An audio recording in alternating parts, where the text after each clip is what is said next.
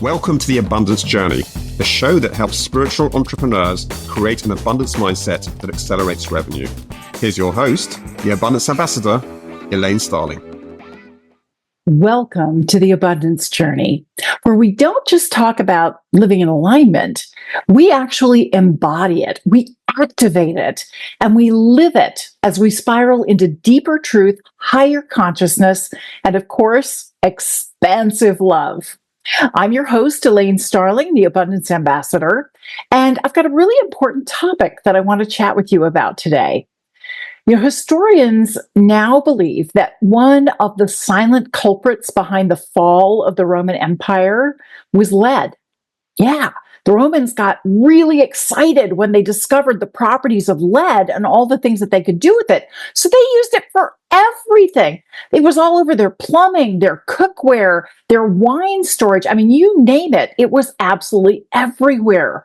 But unfortunately, what the Romans thought was innovation actually turned out to be slow, toxic unraveling of their health, their vitality, and their ingenuity. Yeah, Nero fiddling as Rome burned. There was insanity caused by the lead that was so prevalent in their lives. Yeah. And today we're facing a disturbingly similar pattern. When plastics were invented, they were seen as an absolute miracle cure for just about everything. Unfortunately, now that we're kind of discovering that plastics are saturating our oceans, our food chain, our bloodstreams, newborns are full of plastics. Just like Romans with lead, we're starting to discover that convenience can have a really devastating cost. But I'm not going to go to the blame shame game. That's not what I'm about. There's a huge opportunity hidden here. What if this wasn't just an environmental crisis? Okay, it is an environmental crisis, but what if it's a whole lot more than that? What if it's actually a spiritual calling, a chance to evolve, to awaken, to make a new choice before our own empire collapses? Just as the Romans didn't understand the true cost of their innovation, now we're at a threshold where awareness can become action. An environmental reckoning can actually be a spiritual rebirth. So, what if the environmental crisis is actually a wake-up call, not just to our behavior, but to our being? In other words, it's both a climate crisis and a consciousness crisis that invites us to remember who we truly are, to reclaim our sacred relationship with the earth, to radiate a new consciousness that not only transforms the planet, but transforms us too. Now, before we dive in, I love to take a couple minutes to connect our energy, yours, mine, with the God of your understanding. And we're going to use two techniques to connect our energy really quickly so that you experience a transformation through our conversation together. So the first thing we're going to do is take 3 long, slow, deep breaths together. And as we breathe in through the nose, think the words, I am. As we breathe out through the mouth, think the word consciousness. I'll remind you when we get to that part. Now, after those 3 breaths, I'm going to share our intention. I'm pointing at my heart as I say intention. It's what we choose to create and how we choose to feel as we create it. And we're actually co-creating it. Because an intention is very much like typing into a spiritual GPS. The intention tells the divine where we want our energy to go, what we're creating, and how we feel about it. So after I read the intention, we're going to hold it in silence for 78 seconds, because that's long enough for the divine to lock in on that vibration of the intention. Now, 78 seconds can feel like a really long time. I've got 2 techniques that I use that help me hold the course, hold that high vibration for 78 seconds. The first thing I do is I'll pick 2 or 3 words out of the intention that just feel uplifting and expansive and high vibration to me. And I'll repeat them over and over again in my mind during the 78 seconds. The second thing I do is I notice what's happening with my body. Sometimes I'll feel discomfort in one part of my body and it moves to a different part, or I get a rush of heat, or I suddenly get a cold chill. Anything like that is just a sign that the divine has locked into that signal and is ready to play. So let's go ahead and get started. Let's breathe together 3 times. Breathe in, I am.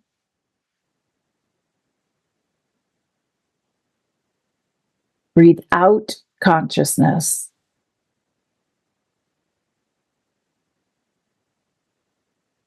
Breathe in, I am.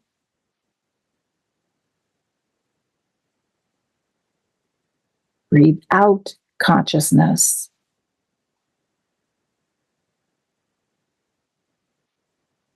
Breathe in, I am.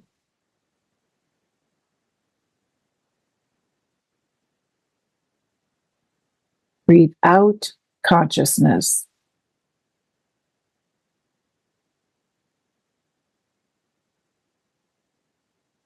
In love and light, we hold the intention that we acknowledge and lovingly support our mutual healing with the earth so that we and the environment joyously thrive in infinite divine grace. Thank you, divine. Thank you, thank you, thank you. It is done.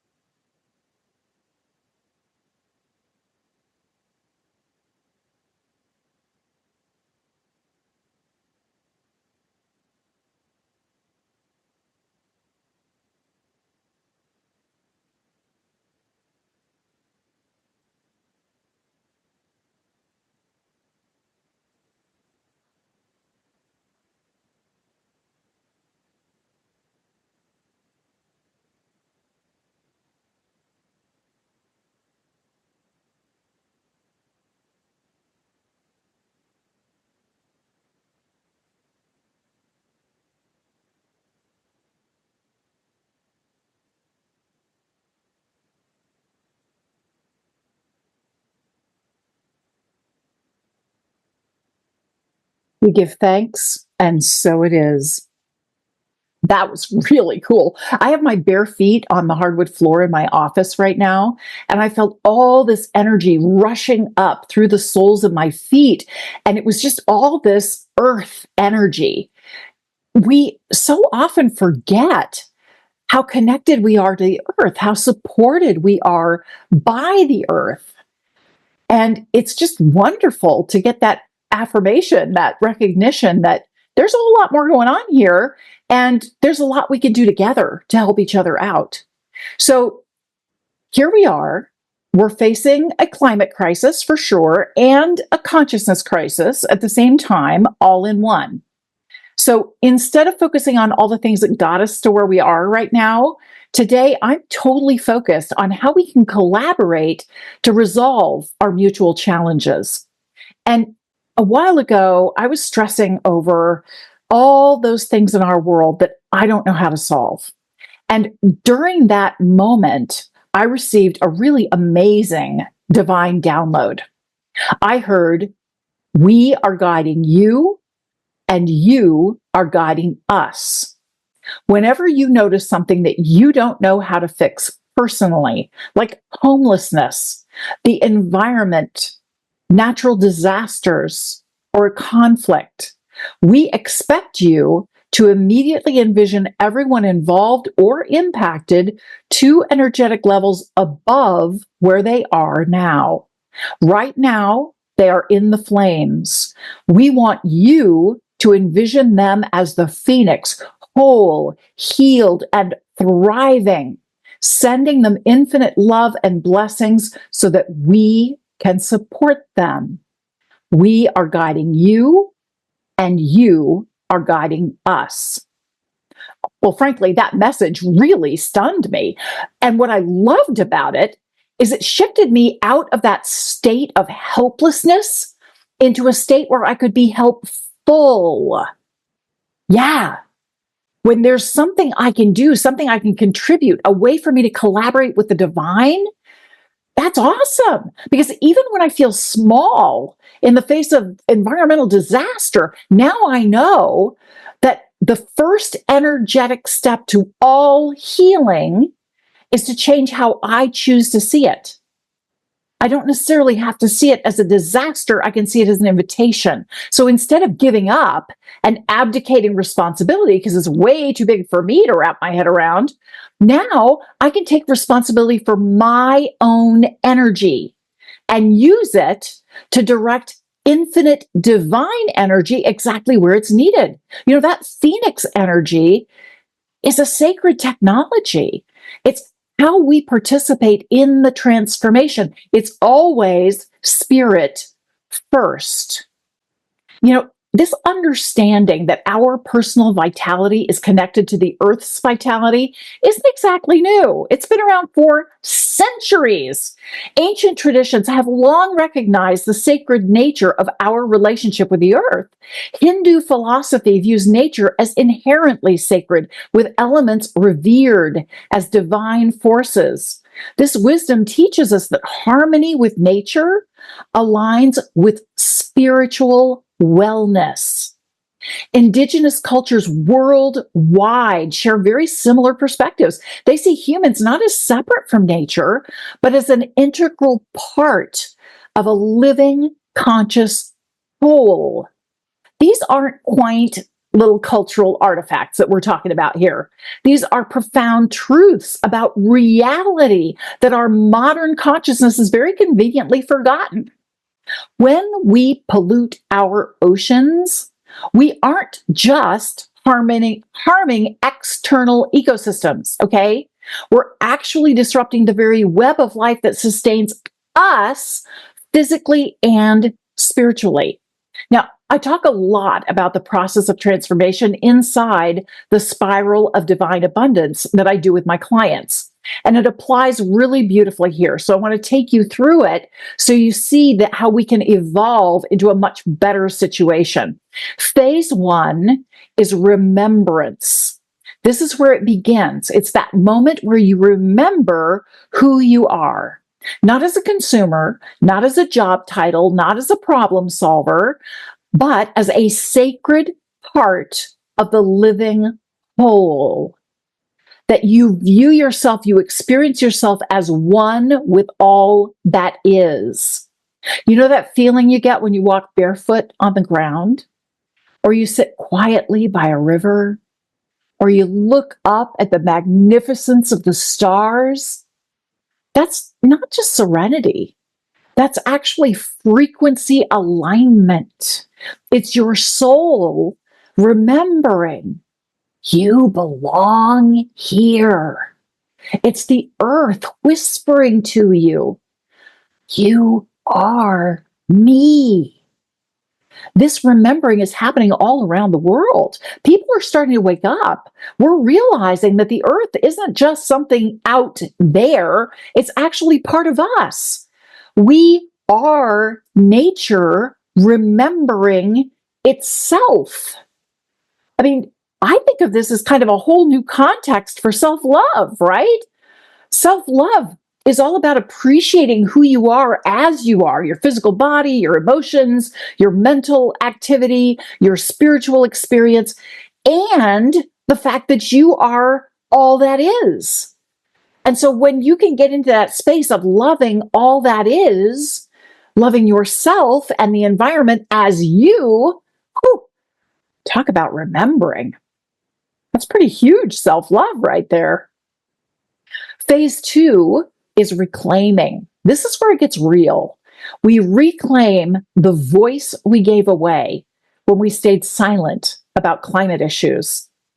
We reclaim our value by knowing that our choices, what we're buying, how we live, really matter.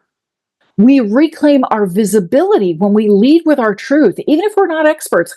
I choose to use cloth shopping bags because reducing plastics is important to me. I don't have to go into the science of it. I don't have to argue with anybody. I'm stating my truth, right? Lead with your truth. And we reclaim our vision every time we remember that we direct the infinite divine energy where it's needed so that the divine can heal the situation. The divine will guide the creation of new inventions. The divine will help create unforeseen opportunities. The divine will foster collaboration between humanity and the earth. We're directing the energy, and we hold that vision of the healing that we're witnessing and celebrating. We reclaim our vibration by aligning with love instead of fear. This isn't just about recycling more and driving less, okay? It's really stepping into a sacred stewardship that comes from innate joy, from a deep reverence, that inner knowing that we are here to care as we consume. It's not one or the other. It's actually both. And I'm really hopeful about this because honestly, we've done it before. We have. In the 1980s, remember the ozone was vanishing? There was a lot of stuff in the headlines said, well, I'm old enough to know it. You might not remember this, but we were headed for total global disaster. Humanity came together to solve the problem. The Montreal Protocol united 197 countries to phase out ozone depleting chemicals. And it worked. The ozone layer is healing measurably. We're on our way to complete and total restoration. This shows us that when we remember and reclaim together, we create miracles. We really do. Now, phase 3 is reimagining. And this is the really fun part. This is where creativity meets consciousness. What if our economies weren't based on just taking as much as you can and screw over the next generation, which seems to be the current policy? What if our economies were based on regeneration? Yeah, we actually have a model for regeneration. It's called the donut economy model. It's an economic system that regenerates resources while healing and restoring our ecosystem. Yes, we can have our cake and eat it too. We already know what to do. We already know the donut economy model is a proven model that's very effective and it works. Now we just have to put it into action. So what if you stopped consuming out of habit and started making choices that aligned with your soul? India's Mission Life movement calls us to shift out of mindless and destructive consumption into mindful and deliberate utilization. This converts consumerism into a modern spiritual practice. My depressionary parents actually practiced this way back when. Yeah, they had this mantra that they said, and I must have heard it at least 100 times a day. Use it up, wear it out, make it do, or do without. Use it up, wear it out, make it do, or do without. And please understand me, this is not about deprivation. It's truly about being creative with what you have. You can, repurpose it. You can redecorate it. You can fix it. You can enjoy it in new, unanticipated ways. Upcycling is huge. When you reimagine your lifestyle, you reimagine your money, you reimagine your daily choices so that they support environmental health, you don't just reduce harm. You're actually radiating spiritual light, which is phase 4, radiating. This is where your embodiment becomes contagious. You're not preaching about climate action. You're becoming the message. You inspire others by how you live. Your peace, your clarity, your frequency is so magnetic and luscious and delightful. It just magnetizes other people to join in and play with you. You live your truth in a way that it changes energy. It changes lives, and that in turn changes the world.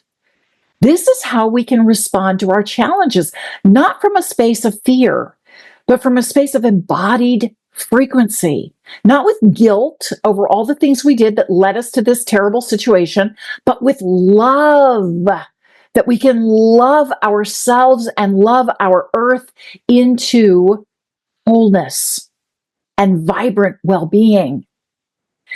The spiral isn't linear. This is a sacred rhythm.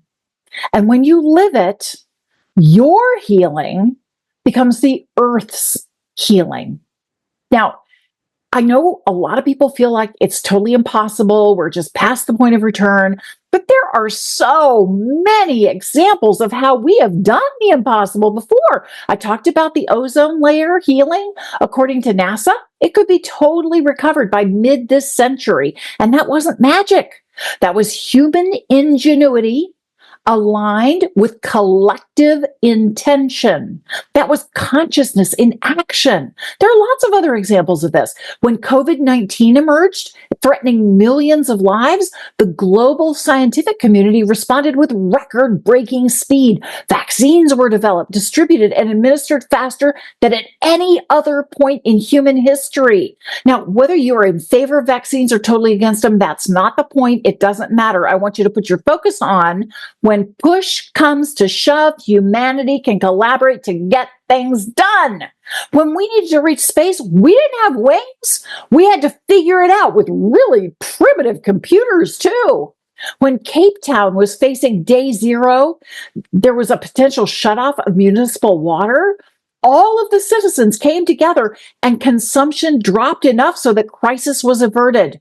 When deforestation surged in Costa Rica, the country didn't just regulate it. Sure, there were regulations put in place, but they immediately went and replanted the forests. So today, over 50% of the country is covered in trees again.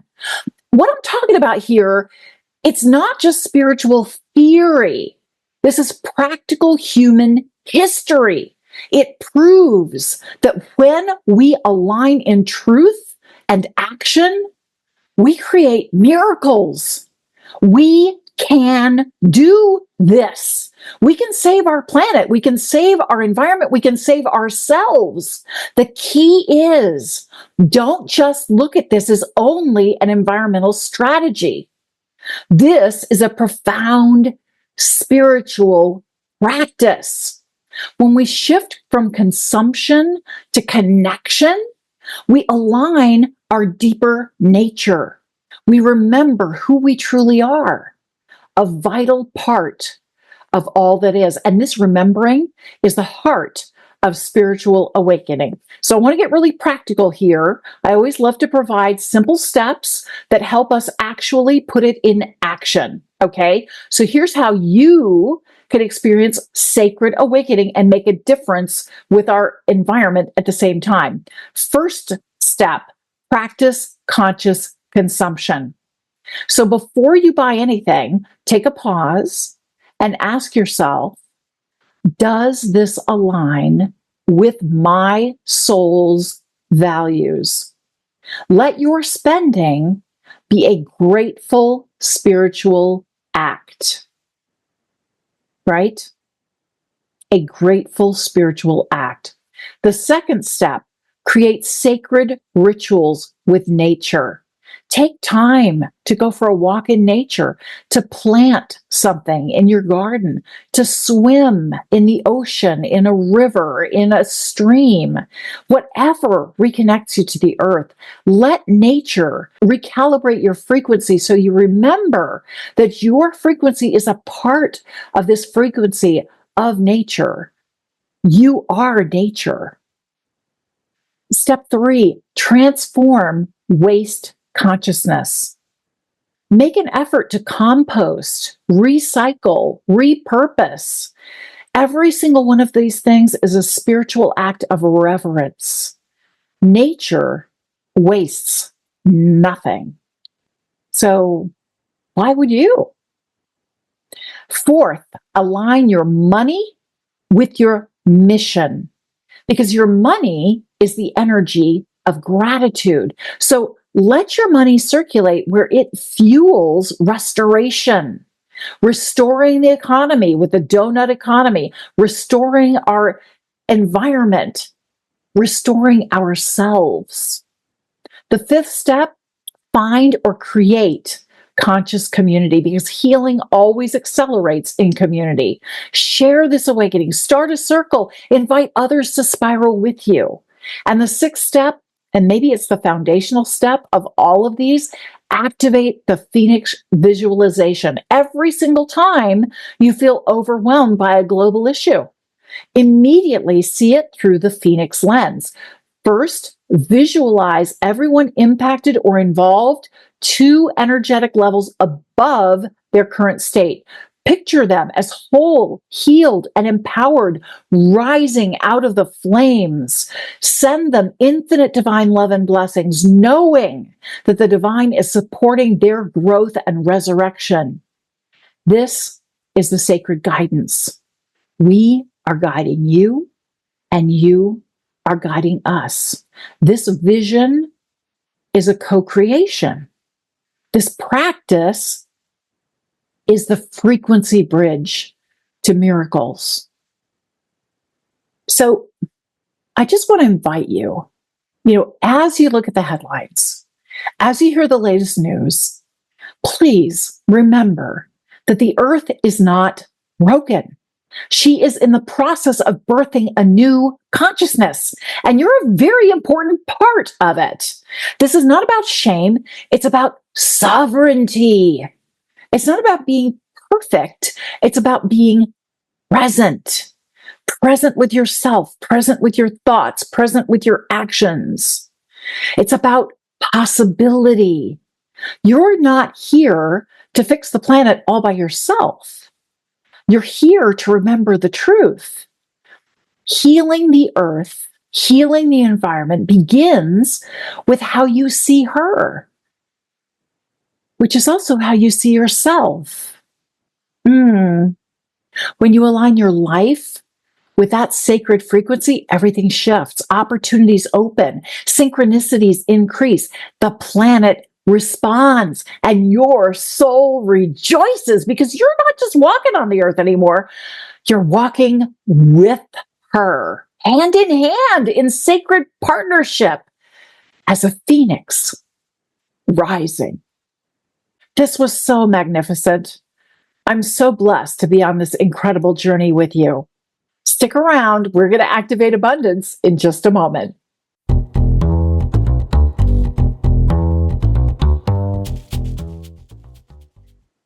This is a really deep topic that we're going over here. And I appreciate you sticking with me and being a part of this global solution. Because as we come together and we think about it and we talk about it, we send good energy to heal all of the challenges that are facing us today, it all comes to fruition. It gives the infinite divine an ability to actually help us, direct us, and guide us towards incredible solutions and opportunities. So step one is always gratitude. And I'm very grateful that you're willing to play with me and be a part of this solution. Step two is to acknowledge something you heard that was in a bit of an aha for you. And as I was putting this topic together, the aha that came through for me is that how I treat the environment is a reflection of how I treat myself. So anytime I see something in the headlines, it's like a mirror giving me the opportunity to see, how am I supporting the environment? How am I supporting fellow human beings? How am I supporting the earth? How am I supporting animals on the earth? What are my thoughts and experiences that make a difference in this world? So in reality, it's grabbing my attention. And so often we're busy, we're distracted, we've got obligations and responsibilities, and we're just not paying attention. Where we put our attention is how we manifest our intention. Those two things are connected. So when I decide that everything I witness in the world is acting as a mirror for me, and it's just trying to grab my attention so that I can support my intention with infinite divine energy, that's really useful to know. Okay. Step 1 is gratitude. Step 2 is acknowledge. Step 3 is appreciate the difference it can make in your life. Well, now I don't have to freak out every time I see a headline of some disaster, of some new horrific scientific discovery that, oh my gosh, the world's going to, it's going to hell in a handbasket. Instead, I can remember that we are sacred spiritual beings and we are powerful beyond imagining. I can remember that this is just an invitation to bring my attention to the table, because my attention is how I direct infinite divine energy. And I have the ability to use that Phoenix visualization process to direct infinite divine energy exactly where it's needed. So I can immediately see everyone involved or impacted as healed, whole, perfect, thriving, not in spite of whatever disaster they're dealing with, but because of this opportunity for their perfect spiritual growth. It's always designed to be a blessing for you every single moment. So when you choose to experience every moment as a blessing, then you start asking the right questions so you have the blessing revealed. Yeah, you have to play the game. You can't just expect it to be handed to you on a silver platter. You've got to ask the questions. You got to dig deeper. So step 4 is to activate this. So the 3 ways that I can activate it. First, I schedule time to get it done, or I journal about it. Now, one of the things I love to do is track my gratitudes, right? I love to keep track of all the things I'm grateful for in my life. And I can track those times when I use the Phoenix visualization method. That process is really, really powerful at directing divine energy. And I'm in partnership with the divine. So am I stepping up and owning my fair share of this partnership? Am I busy wringing my hands? Oh, woe is me. I don't know what to do. Or am I stepping in and helping direct infinite divine energy, which in turn brings about the solutions that I'm hoping for? Yeah, I have a choice. And when I journal about it and I keep track of it, then I tend to get more in the habit of doing it. So it really empowers me to make a difference. The second way that I can activate it is with a physical trigger, like crossing my fingers or tugging on my earlobe, as a reminder that this is just trying to grab my attention so that I can remember to step into my full power and direct infinite divine energy where it's needed. Instant. I can do that in a moment. And it's helpful to have that physical trigger as a reminder that I am much more powerful than I realize, because I'm in partnership with the divine. And I know blessings are on the way. You know what gets reported is all the negative stuff in the news. There are so many incredible inventions and people who are really making a difference. We just never hear about it. So I can remind myself to take a look and find experiences, find news that shows how things are really coming about for our benefit. The third way to activate abundance is to work with an abundance buddy. Most people call this an accountability buddy. So that it's somebody who really gets you, who loves you, who supports you in this manifestation that you have chosen to create in your life. Because you make a declaration, I choose where I put my attention. So anytime I see some disaster happening in the world, it could be quote unquote a disaster. It could be a natural disaster. It could be the environment. It could be war. It could be the homelessness. It could be any disaster of any kind. I choose to immediately direct my attention to send love and blessings and hold these people as heal, hold, and perfect. Everyone involved and impacted. I'm going to use the Phoenix visualization technique, and I'm going to direct infinite divine energy. And if I'm not doing that, if I'm just whining or complaining or wringing my hands or trying to put the blame shame game going, hold me accountable, remind me that I have the power to send infinite divine energy where it's needed. Thank you, thank you, thank you. It's really helpful because so often we have old patterns of behavior and we don't even notice when we're falling back into that. So working with an abundance buddy is a really powerful way to shift your own energy and experience abundance right now. Step 5, celebrate your progress. This is a joyous unfolding. Everything is perfect.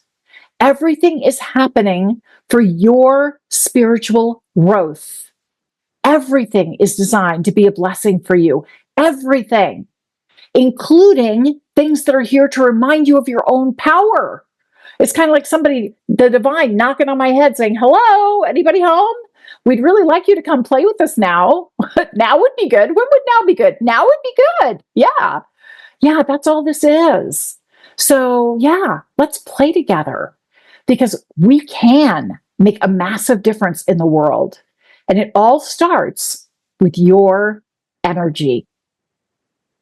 Thank you so much for joining me today. I'll see you next time for the Abundance Journey. You've been listening to the Abundance Journey Show with Elaine Starling. Visit theabundancejourney.com/podcast gifts to access today's gift, as well as gifts from our other guests. Tune in every week to activate abundance in your life and business. If something resonated with you, please share it with your friends so they can benefit too. Keep activating abundance, and we'll see you in the next episode.